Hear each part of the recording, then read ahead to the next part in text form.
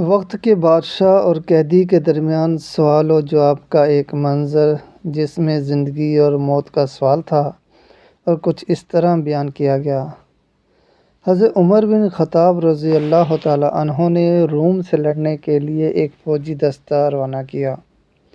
اس دستے میں ایک نوجوان صحابی عبداللہ بن حذافہ بن قیس السہمی رضی اللہ تعالیٰ عنہ بھی موجود تھے۔ مسلمانوں اور قیصر کی فوج کے درمیان لڑائی نے طول پکڑ لیا۔ قیصر مسلمانوں کی بہادر اور ثابت قدمی پر حیران ہوا اور حکم دیا کہ مسلمانوں کا کوئی جنگی قیدی ہو تو حاضر کیا جائے۔ عبداللہ بن حذافہ کو لا کر حاضر کیا گیا، جن کے ہاتھوں اور پاؤں میں ہتھکڑیاں تھیں۔ قیصر نے ان سے بات چیت شروع کی تو ان کی ذہانت سے حیران رہ گیا۔ دونوں کے درمیان یہ مکالمہ ہوا: قیصر، نصرانیت قبول کر لے، تجھے رہا کر دوں گا۔ عبداللہ: نہیں قبول کروں گا۔ قیصر: نصرانیت قبول کر لے، آدھی سلطنت تجھے دے دوں گا۔ عبداللہ: نہیں قبول کروں گا۔ قیصر: نصرانیت قبول کر لے، آدھی سلطنت دوں گا اور تجھے حکمرانی میں شریک کروں گا۔ عبداللہ: نہیں، اللہ کی قسم، اگر تم مجھے اپنی پوری مملکت، اپنے آباء و اجداد کی مملکت، عرب و عجم کی حکومتیں بھی دے دے تو بھی میں پلک جھپکنے کے برابر بھی اپنے دین سے منہ نہیں موڑوں گا۔ قیصر غضبناک ہوا اور کہا: تجھے قتل کر دوں گا۔ عبداللہ: مجھے قتل کر دے۔ قیصر نے حکم دیا کہ ان کو ایک ستون پر لٹکا کر اس کے آس پاس تیروں کی بارش کی جائے ڈرانے کے لیے، پھر اس کو عیسائیت قبول کرنے یا موت کو گلے لگانے میں سے ایک بات کا اختیار دیا جائے۔ جب قیصر نے دیکھا کہ اس سے بھی بات نہیں بنی اور وہ کسی حال میں بھی اسلام چھوڑنے کے لیے تیار نہیں، تو حکم دیا: اس کو قید میں ڈال دو اور کھانا پینا بند کر دو۔ عبداللہ رضی اللہ تعالیٰ عنہ کو کھانا پینا نہیں دیا گیا، یہاں تک کہ پیاس اور بھوک سے موت کے قریب ہو گئے تو قیصر کے حکم سے شراب اور خنزیر کا گوشت ان کے سامنے پیش کیا گیا۔ جب عبداللہ نے یہ دیکھا تو کہا: اللہ کی قسم، مجھے معلوم ہے کہ میں وہ مضطر پریشان حال ہوں جس کے لیے یہ حلال ہے، مگر میں کفار کو خوش کرنا نہیں چاہتا۔ یہ کہہ کر کھانے کو ہاتھ بھی نہ لگایا۔ یہ بات قیصر کو بتائی گئی تو اس نے عبداللہ کے لیے بہترین کھانا لانے کا حکم دیا، اور اس کے بعد ایک حسین و جمیل لڑکی کو اس کے پاس بھیجا گیا کہ ان کو چھیڑے اور فحاشی کا مظاہرہ کرے۔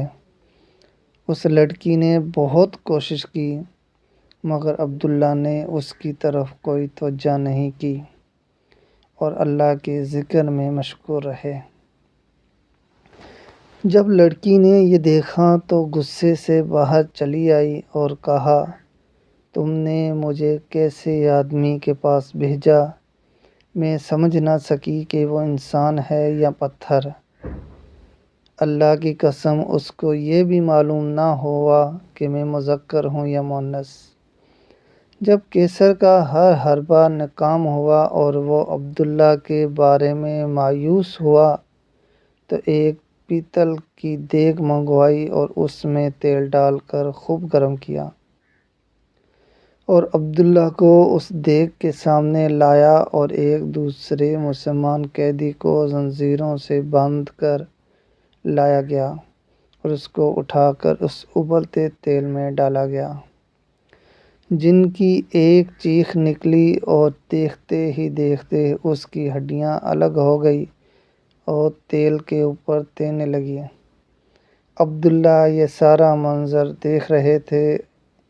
اب ایک بار پھر کیسر عبداللہ کی طرف متوجہ ہوا اور نصرانیت قبول کرنے اور اسلام چھوڑنے کی پیشکش کر دی، مگر عبداللہ نے انکار کر دیا۔ کیسر غصے سے پاگل ہونے لگا اور حکم دیا کہ اس دیگ میں موجود تیل اٹھا کر عبداللہ کے سر پر ڈال دیا جائے۔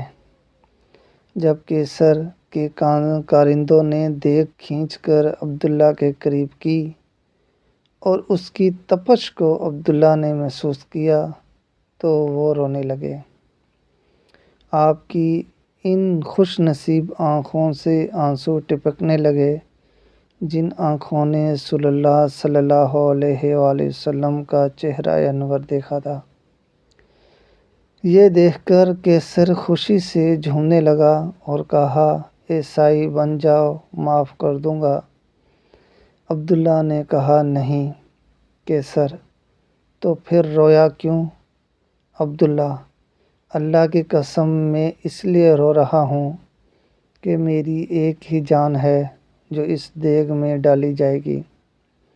میری یہ تمنا ہے کہ میری سر کے بالوں کے برابر جانیں ہوں اور وہ ایک ایک کر کے اللہ کی راہ میں نکلیں۔ یہ سن کر کیسر نے مایوسی کے عالم میں عبداللہ سے کہا، کیا یہ ممکن ہے کہ تم میرے سر کو بوسہ دو اور میں تمہیں رہا کروں؟ عبداللہ، اگر میرے ساتھ تمام مسلمان قیدیوں کو رہا کرتے ہو تو میں تیرے سر کو بوسہ دینے کے لیے تیار ہوں۔ کیسر، ٹھیک ہے۔ عبداللہ نے اپنے ساتھ دوسرے مسلمانوں کو رہا کرنے کے لیے اس کافر کے سر کو بوسہ دیا اور سارے مسلمان رہا کر دیے گئے۔ جب واپس عمر بن خطاب کے پاس پہنچ گئے اور آپ کو واقعہ بتا دیا گیا تو عمر رضی اللہ تعالیٰ عنہ نے کہا، عبداللہ بن حذافہ کے سر کو بوسہ دینا ہر مسلمان پر ان کا حق ہے، اور خود اٹھے اور عبداللہ کے سر کو بوسہ دیا۔ کیسی سیرت تھی ان کی، صحابہ کی کیسی قربانیاں تھیں ان کی۔ کیا یہ اپنے بچوں کو پڑھانا نہیں چاہیے؟ دراصل یہی اصل ہیرو ہیں زندگیوں کے۔ آج کل ہمارے پاس اپنی اولادوں کو اسلام کے ہیروز کے بارے میں بتانے کا وقت ہی نہیں ہے۔ ہماری اولادیں یہ تو جانتی ہیں کہ سپر مین، آئرن مین، بیٹ مین یہ ہیرو ہیں، جو کہ خیالی ہیں، اور اصل ہیرو کون اور کیسے ہوتے ہیں یہ ہی نہیں علم۔ اللہ سب کو علم دین سیکھنے اور سکھانے کی توفیق عطا کرے، آمین۔